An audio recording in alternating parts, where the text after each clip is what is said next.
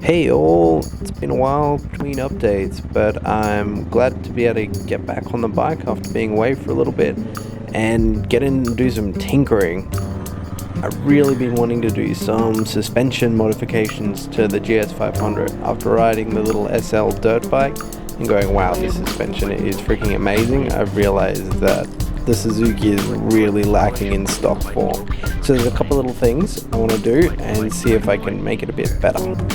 So as always with this bike, I'm going to do things a bit on the cheap. I'm not going to go out and buy new springs or do anything crazy.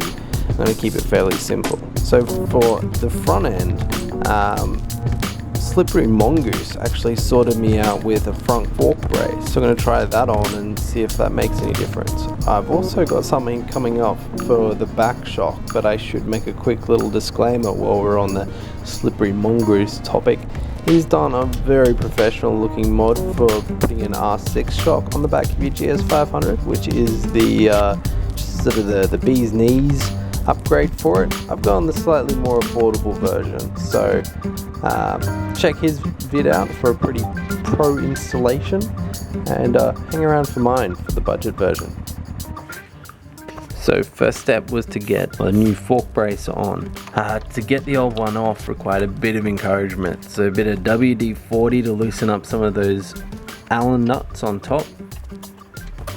And to release the front mudguard, which you need to do to remove it, you have to get your hand and spanner right in underneath and spend a bit of time trying to rip this thing off.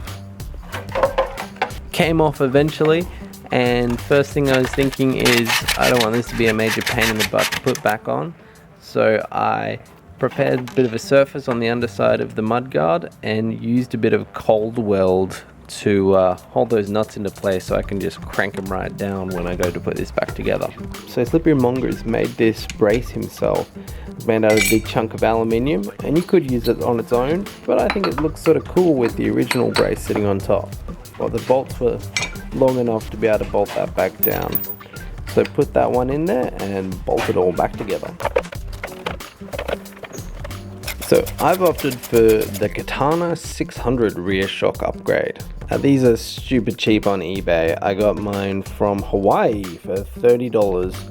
It cost about $15 postage, but still overall very cheap little upgrade. If this works out, I'm gonna be very happy. So my bike no longer has a center stand on it because who needs a center stand, right? Well, apparently I do for doing this mod. So I'm gonna get the back wheel off the ground by using some ratchet straps. I hope this will work. These things are rated to carry a lot of weight. So next step, let's get some bolts out, pull this shock out and chuck the new one in there. Alright, you're gonna want to remove this little funny little black cap on the side. This is so you can get to the bolt for the shock. Now after you've loosened it, if your wheel's just hanging there like mine, it's not going to come out right away because of the weight of the wheel is going to just be holding it in there. So I was doing this bit on my own, so I progressed onto the bottom. Now the bottom nuts were on super tight, so I did actually have to get someone to help me out to remove these. Once it was out though, the whole thing came apart nice and easily. You could remove that top one first by taking that weight off the wheel and shaking it. Again, you just need someone to give you a hand with that.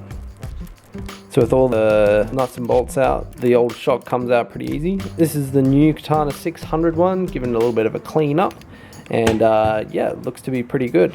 So just pop it in there. The beauty of this shock is it just bolts right in. It makes the bike slightly taller though.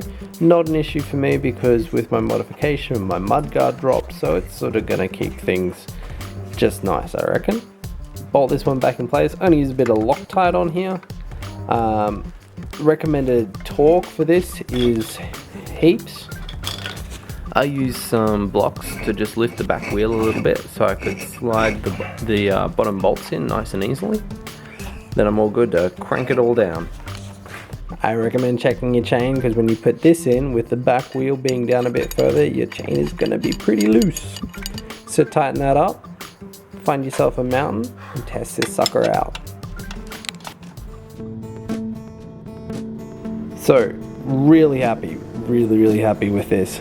Hasn't made it a silky smooth ride, but like wow, the steering and performance on this now is just so much better. I don't feel like I'm fighting the bike in corners anymore. It leans over and jumps right into them so much easier.